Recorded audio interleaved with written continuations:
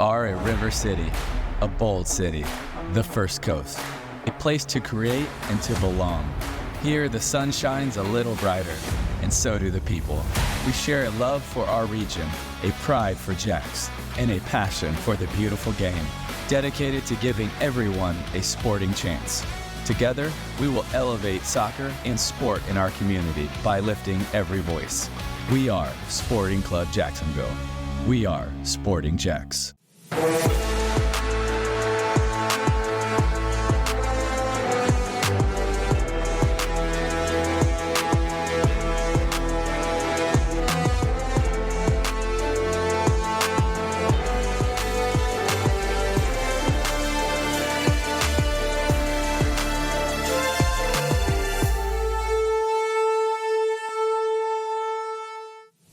Hello and welcome into the Sporting Jacks Report. I'm Cole Pepper. Coming up, a pair of big announcements for the preseason for Sporting Jacks. Plus, we have a goalkeeper coach as we meet the newest addition to the staff. And how things are coming along at UNF as Hodges Stadium begins its facelift. But let's start with the USL Super League, where for the first time in history, we have a champion. After a first season full of lessons for the future, it came down to a pair of Florida teams playing for the present. The USL Super League's first champion would reside in the Sunshine State, but would it be the Tampa Bay Sun, who won more home games than anyone in the league this season, or Fort Lauderdale United, who upset the top seed Carolina to earn a spot in the finals? To a sold-out Riverfront Stadium we go. It was a great scene to see the first ever Super League final, and these two rivals who played close games throughout the entire year would do it once again in this one. Early on, a few opportunities. Cecilia Flew with the option there, puts it just wide. Tampa Bay had the best of it for the most part in this game, really dominated in opportunities, if not possession. Got the sense that both teams were feeling a little tight in the early stages. Second half now, look at this, an opportunity for Tampa Bay to go ahead, but the flag is up, offside the call. Very close. This was a tight one. But the opportunity there for Tampa Bay wiped away by the offside flag. Now on to extra time. Fort Lauderdale, rather in stoppage time, trying to find a way to get a last chance. We would go to extra time. And here's where Sidney Nacello went to work. Nacello centers one in, and Flew puts it away. In the 100th minute, the goal for Tampa Bay. And the fans of the Sun celebrating. Take another look. This is a great bit of dribbling here by the eventual finals MVP, Sidney Nacello. Cecilia Flew puts it away. These two have been powering the team most of the way. So Fort Lauderdale trying to find an opportunity. This one really the last best chance. Addie McCain can't quite get her foot to it. Only one shot on target for Fort Lauderdale all game long.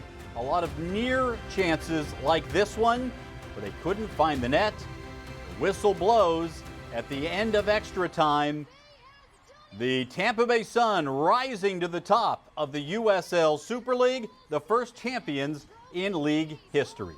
I really did believe we were going to win. I mean, it was pretty stressful throughout the game because I think we had 10 corner kicks. And I mean, I'm just going to publicly apologize for corner kicks because there's nothing I can do about it. But we had so many, and definitely felt like that was going to, something was going to fall for us. And I knew that we had the depth. We had, it wasn't just the starting 11 that was good. We had the depth as well. And I feel like they stepped up and did really well too. Yeah, there's always more in the tank. And we're feeding off of each other, going 50-50 tackle is really hard, just providing that burst of energy for each other. And when you have that many chances and one hasn't fallen in, it really is bound to happen. And we just didn't take our foot off the gas. It was all gas, no brakes. So until we got that one, then we could lock in after that. So we had it coming. Well, we now welcome in Becky Burley. Becky, Tampa Bay outplayed Fort Lauderdale 6 shots on goal to 1. Tampa had 11 corners, Fort Lauderdale just 5. Maybe should have won it in regulation, but Tampa got it done in extra time. Yeah, I had to predict that Tampa Bay was going to come out on top on that. I think Fort Lauderdale was a surprise to be in the final. But, that's why we play the game, and you never know. And Fort Lauderdale certainly had a fighting chance once they got there. But Tampa just, I think, out-talented Fort Lauderdale a little bit in that match and overall, and I think was a deserving winner. Yeah, agreed. Also this week, the league announced the Player of the Year, and it's a name we've brought up a lot. Spokane's Amina Ekic was terrific. Led the league in goal contributions. She was born in Louisville, but has played for the Bosnian national team. She is so good on set pieces and corner kicks. Certainly a fitting winner of the first Player of the Year award. Yeah, I think we called that, Cole. You and I, and with no insider information, we called that. But as certainly a deserving player. I thought she did it all for them. You're right. She was a free kick specialist, but she was so much more than that too. I thought she was just the engine of that team. She ran it. From what I hear too, she was a great leader. And so when you have the total package, it's really great to see that kind of rewarded with that postseason honor. All right, let's talk about what lessons were learned from the first year in the USL Super League. Going through the cycle, all the games have now been played. What do you think were the big takeaways? You know, I think one of the biggest ones from the beginning was when teams were starting, having their whole team intact from the beginning was really important, because you saw like Tampa, who had some, stops and starts with players with visas and issues getting over here if they were internationals. And that doesn't help you have any kind of cohesion from the start. But then by the end of the season, they had that because those players were now in place. And so it's like, how do you find the balance between getting the best player that you possibly can, but also their availability being quite immediate? I think the other thing we still probably have to think about is, Carolina, would they do things a little bit differently, knowing that they clinched so early and then not making the final? And who knows? I mean, hindsight's 2020. You can second guess all of that, but it certainly seemed like they were a team that was destined for the final and sort of lost a little steam towards the end because they had clinched so early, and maybe we're doing a little bit of lineup rotation. Let's now hear from the president of the USL Super League, Amanda Vandervoort. She was at the game, of course, and I asked her about the atmosphere and the game itself, and looking ahead to Sporting Jacks joining the league in August. Yeah, Cole, I don't think that we ever in this sport can be fully prepared for everything that comes, because soccer is so dynamic and it's evolving and changing every day. So yeah, I'm lucky to be in this position, and we collectively at the league are learning every day about, how to build the best women's professional soccer league out there. And so, things we learned, I think when you launch a new league, it's about getting it in front of as many people as possible, building awareness of the club, making sure the people in each of our cities know that we've, now got professional women's soccer in their hometowns, and they can come out to cheer on their professional teams, week in and week out. And I think raising awareness is probably one of the things that I learned throughout this season. Like, I've done a lot of podcasts and a lot of interviews, as have our players and our clubs, just trying to spread the great word about professional women's soccer, and that there is now the option closer to home. People are really excited about Sporting Jacks. It's been, I think the way the club has presented itself from the beginning, the ambition of Sporting Jacks, the brand reveal event. I mean, I was there. I remember how magnificent it was. I think the stadium, the environment, everything that the club has done to date has been like first rate, and that has resonated across the league. And I hear people are asking about your club or about Sporting Jacks all the time, and it's cool to be so proud to relay back to them that what they're seeing is really what's going on behind the scenes, and that Sporting Jacks is setting itself up for incredible success. Well, here are some key dates to know about in the USL Super League. Training camp opens on July 8th for Sporting Jacks. That means there'll be less than a month of training before the preseason begins. The first preseason match going to be around August the 2nd. We look forward to an announcement about that opponent and more coming up in the next week or so. The regular season kicks off on August the 23rd. DC Power will be the first game, allowing the Sporting Jacks family to start at home. Then the following week, they're on the road against the defending champion, Tampa Bay Sun. Now to the USL Championship game of the week, and just as a Tampa team faced a South Florida team in the USL Super League, same thing here for our game of the week. In this case, the Tampa Bay Rowdies and Miami FC. Both teams have had slow starts to the season as they matched up in Tampa. To Al Lang Stadium we go. How slow of a start has Tampa had? Only one win coming in to this one. By the way, it came against Miami FC. Miami gets on the board first. 42nd minute. Francisco Bonfiglio makes it a 1-0 Miami lead, his 7th goal of the season. Second half, Tampa equalizes. 74th minute, Lewis Hilton feeding to Aaron Guillen, and Guillen puts it away. We are level. This one looked like it was destined for a draw, but in second half stoppage time, watch this one get pinged back and forth all the way across the box. Hilton gets it here, sends it in, and Manuel Arteaga is there to put it away. Tampa Bay wins just their second victory of the season, a 2-1 final. Both wins have come against their rivals from Miami. Let's now welcome in Mauricio Ruiz. Mal, also a lot than just a little bit of interest anytime two Florida teams meet for us here in Jacksonville. Tampa Bay needed a result in the worst way, and they got it. Certainly did, and there's no better way to get your first home win of the season. I mean, it's crazy that we're talking about Tampa Bay Rowdies 12 games in at a place that typically is a fortress for them and not be able to get their first win of the season until 12 games in. So they needed it. They started down on the count, Cole. Miami, off of a terrible mistake by Rowdy's goalkeeper, was able to capitalize. But off of two set pieces, the second one being a second phase one, Rowdy's got a very, very, very much needed win to kind of get themselves back into the win column in a pretty disappointing season that they're having so far.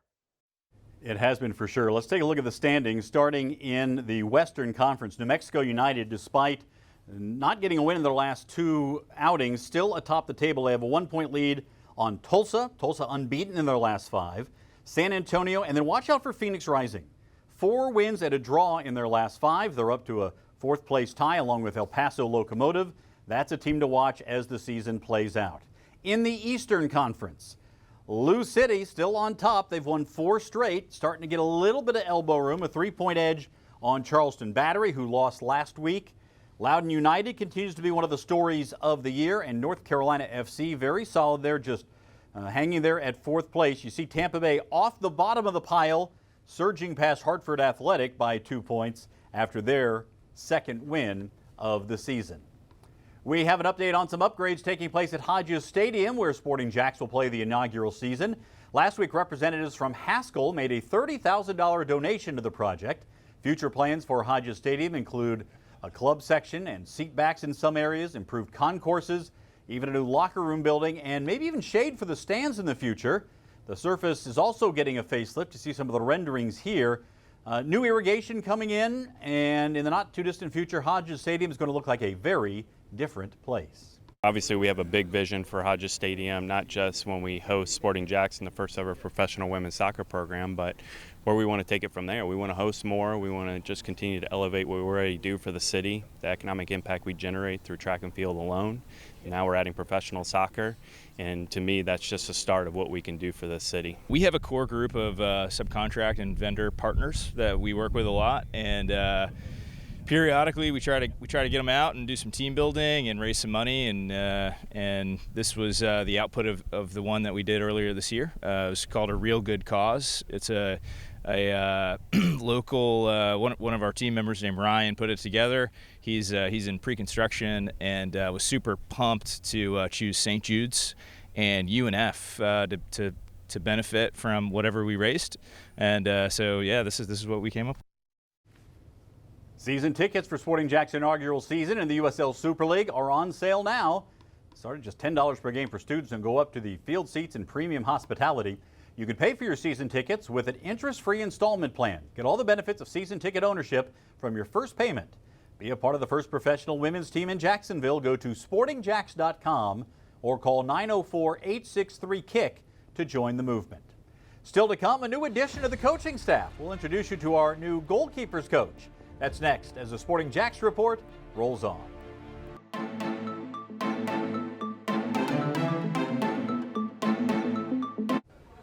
Make your plans to join us for the final watch party of the summer. We'll be at Culhane's Irish Pub at Tinseltown for the U.S. Women's National Team matchup against Ireland on Sunday, June 29th. It's a 3 p.m. kickoff, but get there early. We'll have prizes and giveaways, and we'll catch the top-ranked women's team in the world in action. We will see you there. It has been a busy week for Sporting Jacks. A lot of things going on this past week. Also among the activity, the team added a goalkeeper coach. Matt Cosgriff comes to Jacksonville from SMU, where he spent 11 seasons. Before SMU, he was the goalkeeper coach and assistant coach at Washington State, also coached at South Carolina and in Maine, the latter being his alma mater, where he was the starting goalkeeper and team captain for the Black Bears during his college career. Now he's coming to Jacksonville to coach the pros. It's amazing. It's for a long time I've been coaching at the college level over 20 years, and been coaching straight out of college. So coaching it's my passion. It's what I love to do, and obviously we all want to play and be at the highest levels. And now with the women's game really taking off and growing around the world, but now even in the U.S. with the Super League now coming on board and more opportunities, I think it's kind of an exciting time to come in. So was really excited to get a call and be awarded this opportunity to join Sporting Jacks. Sporting Jacks also announced the signing of 4 more players to the inaugural roster. All 4 have just completed outstanding college careers. The club announcing the signing of Maddie Kemp, midfielder who scored 28 goals in her college career at Kentucky and Gonzaga. Also announced midfielder Sophia Bowman, who scored 24 goals with 17 assists at Minnesota, where she was a 2-time team captain. Defender Paige Kenton started her college career at Penn, where she graduated magna cum laude with a degree in neuroscience. She finished her career at Delaware, where she scored a pair of goals, including one against her former team. And then it's Katie Sullivan, who put up huge numbers at Johns Hopkins, scoring 60 goals and adding 31 assists, both ranked second in program history. All 4 ready to begin their pro careers with Sporting Jacks.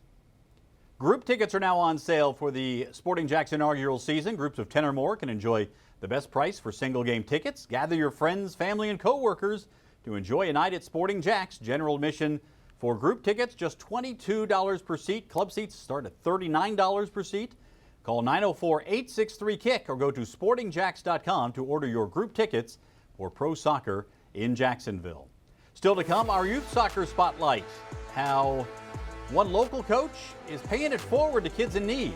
That's next as the Sporting Jacks report rolls on.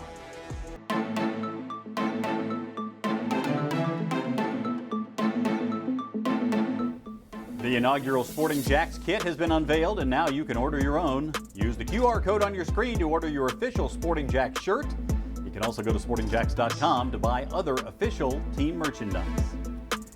Time now for our Youth Soccer Spotlight, presented by the Bearded Pig Barbecue. Emerson Burris is here. Emerson, this week, a story about giving back from a local high school and Sporting Jacks Soccer Academy coach. Really a good one. That's right, Cole. Thank you so much. This past week, I had an opportunity to speak with a local coach who's packing more than just essentials for an impactful trip abroad. Coach Hallett is turning passion into purpose, one bag at a time. Better. Thank you so much. Oh, sure. Hey, I'm great. What started with a few extra bags of gear has turned into a mission to make a difference thousands of miles away. 8 years ago, we were looking to get rid of some of our gear from Nice High School, and I had an idea with another coach about taking it to a country that could use it to donate to some kids. Fred Hallett packed his suitcase and a whole lot more for a trip to Jamaica. Ronnie is coaching with us now. He suggests we take it to Jamaica. Long story short, we decide it's a good idea, and then we just start to put the plan into motion. From jerseys and cleats to goals and backpacks, the donations went to Ballas International and nearby towns, where Hallett also ran clinics and worked with youth coaches. Jamaica is home for me, so being able to help home is always a great feeling. I felt as it was better use in Jamaica than it would be just sitting in boxes. But it's about more than just the gear. It's about what the gear can represent. The whole purpose of this was just to do something nice to give back to kids in need. And that message, it's already making an impact here and abroad. It'll be a morale booster, like you're saying, for booster, the kids that receive it, but also kids here to see, maybe I could do something like that later on. For Hallett, it's a full circle moment, paying it forward to the game that gave him so much. The game has done more for us than we've ever done for the game. So for us to give back is really the objective. And this trip is just the beginning. I think we'd like to continue to do more of these things going forward. Coach Hallett is now back in the States, and when I spoke with him this week about his trip, he said it wasn't the usual tourist trip, but extremely rewarding. Yeah, for sure. Well, this is just another example of how the game continues to give back, not only here locally, but from Jacksonville out to the rest of the world. Really great story. Thank you, Emerson. We also want to let you know about a new series of soccer clinics being offered by the Sporting Jacks Foundation. Starting today and running through July 26th, the I'm In Soccer series is offered to rising middle and high school players who want to hone their skills. These are valuable opportunities for players who may lack access to high-level training. They're held every Saturday at 10 a.m. at the KIPP Bold City High School, and the clinics are free. Go to sportingjacks.com/foundation to register. For more on Sporting Jacks in the world of soccer, join Head of Soccer Mark Warburton, Head Coach Stacey Balaam, and me every Tuesday night at 6 on 1010XL for the Coaches Show presented by Sporting Jacks. You can listen on air at 1010 a.m. or online and on demand at 1010XL.com. And be sure to join Mauricio, Becky, and me every Thursday night at 6 for the Sporting Jacks Soccer Hour. We cover the entire soccer world, including Sporting Jacks in the USL. Thursday nights at 6 on AM 930 Fox Sports Radio Jacksonville or the iHeart app. Still to come, the U.S. and the Gold Cup. What to expect as the tournament continues. That's next as the Sporting Jacks Report rolls on.